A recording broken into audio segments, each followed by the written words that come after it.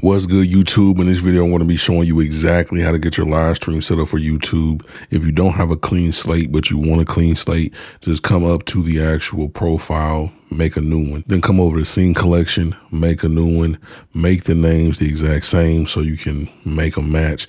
The reason why you want to do that is because, like, say you want to have a whole setup for recording, then you want to have a whole setup for streaming, and you might not want to have some of the same stuff, like as far as scenes and sources and stuff like that. So that's what you want to do first, is go ahead and, get it organized and situated. We're going to come over to settings right here. Once we do that, we're going to pull that up.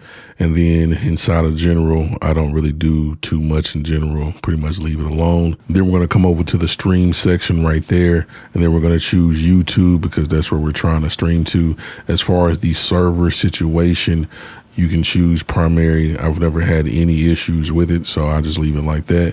And then right here it says connect account, which is recommended. It's going to pull in your chat in a dock, and it's going to pull in your actual live studio in a dock, so you can see the health of the stream and you can go ahead and play ads and stuff like that. So that's what I go ahead and do. I'm just not going to do it right this moment. As far as the ignore streaming service settings, I check this just in case it changes my settings. I've seen before that my settings were not doing what I put it to a long time ago. So I just check mark that to be on the safe side and make sure it doesn't change what I set. Over here in the output section, if you've never been inside of OBS, it's going to start you off in simple, but I go ahead and choose advanced. And inside of here, we're going to have all these different options for the video encoder. The reason why I skipped the actual audio encoder is because you don't mess with that. And then the audio track, normally everybody just uses one, but if you want to, you can choose 2, 3, or 4, or 5, or 6. I'm just going to leave it on 1 right here. So as far as the video encoder, we're going to select the HEVC, which technically should be H.265. So we're going to choose that. And then by choosing that and going to YouTube, it's going to tell us that this is what we should be giving it.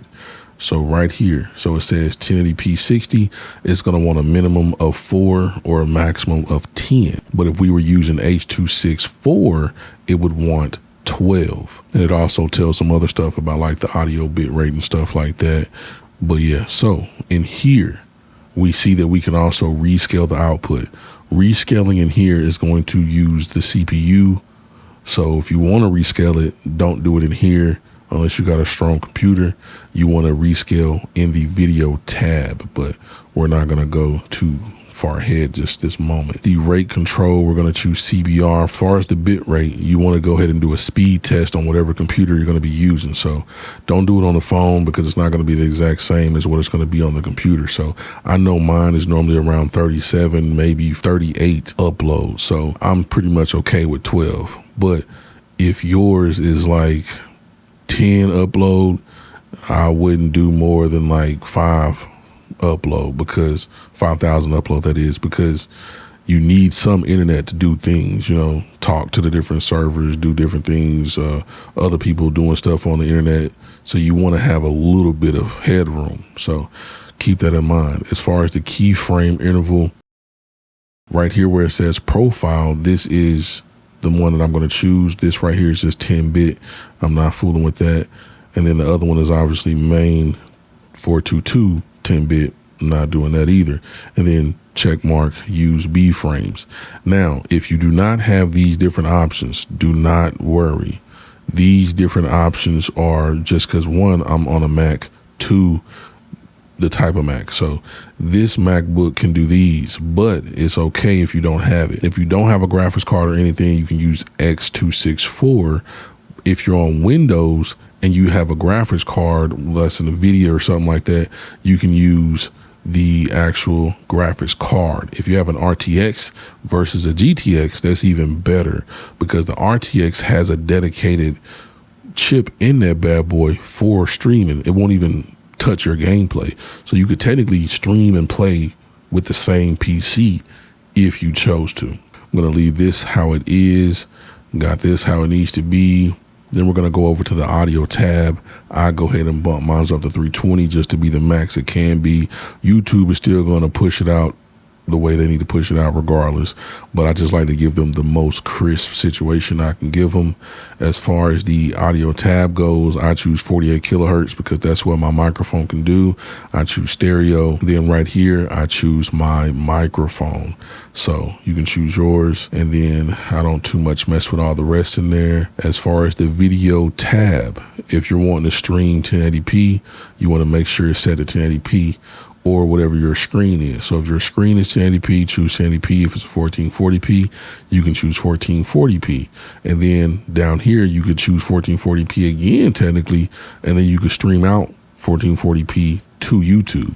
Technically, that'll give you a better quality because they'll give you the VP9 codec on your stream without you having to get the viewer threshold. I don't know what triggers it to do that, but it will go to VP9 even if it's on 1080p, but you have to have a certain amount of traffic and stuff. I don't know what they go off of, but to get a for sure VP9 codec, you have to do 2K, 4K and above. Now, if you did downscale it in here, say you did 720p, you would want to choose Lanczos right there because that's going to be the most crisp downscale filter situation. But if we're just going to do 1080p, there is no downscaling, so it's not going to let us select that. And then right here, you want to choose your actual FPS. So if you're doing gaming, live streaming, some gaming capture cards don't even do 60. They only do 59.94. You could select that if you would like. The choice is really up to you, but some people just leave it on 60.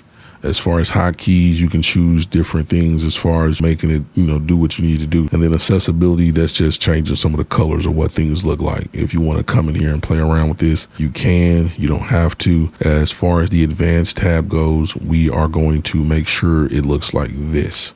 So I'm not going to fool with none of that. 709 color space, that's what they want. Limited is what you choose for the color range. And then you might not see some of this down here if you have a computer other than a Mac. I'll leave this how it is. And then we're going to simply hit OK. Now we're going to set up the actual scene. So first thing we're going to do is we're going to go ahead and add, say we're going to play the game or something like that. You're going to go ahead and add the video capture. I'm going to name it Xbox. And we're going to hit OK. I'm going to choose my capture card right here. And then I'm going to hit OK right there. I'm going to log in real quick.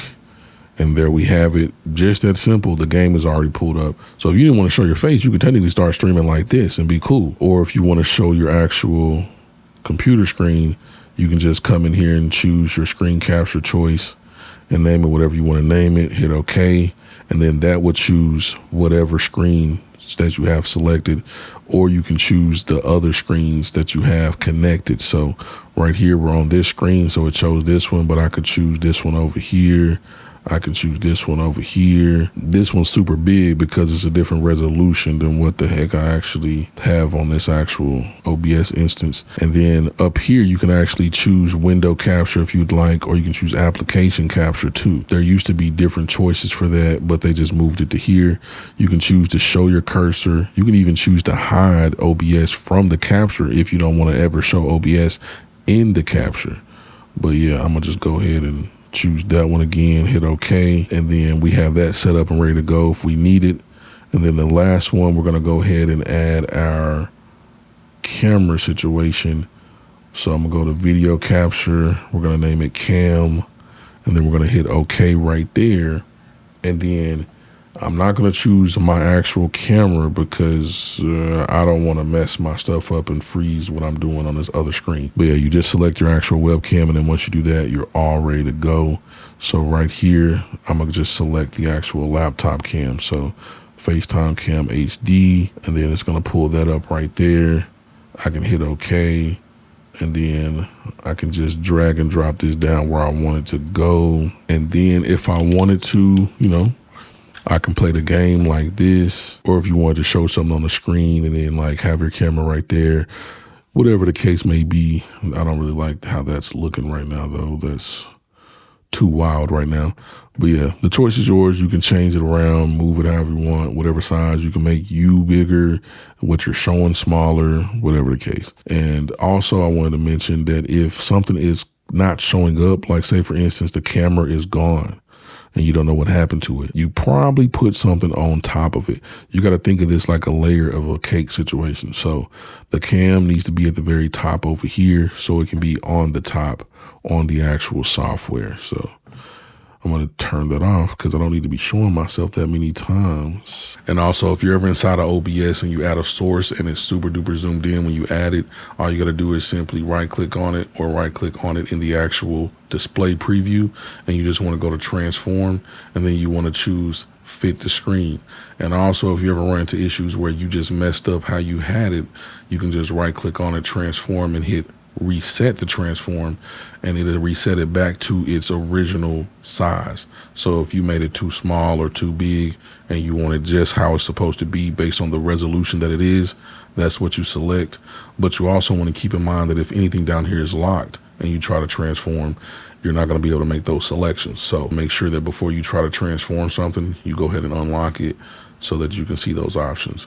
And there's a lot of different options in here. So if you ever want to do any of these, remember that's how you get to it. Fit the screen, stretch the screen, center the vertical, center horizontal, whatever the case may be. You can even flip them bad boys as well. If this video helped you out in any way, shape, or form, or you enjoyed it, slam the like button. It's greatly appreciated. Helps the channel out a ton. And as always, I'll see you in the next one. Peace.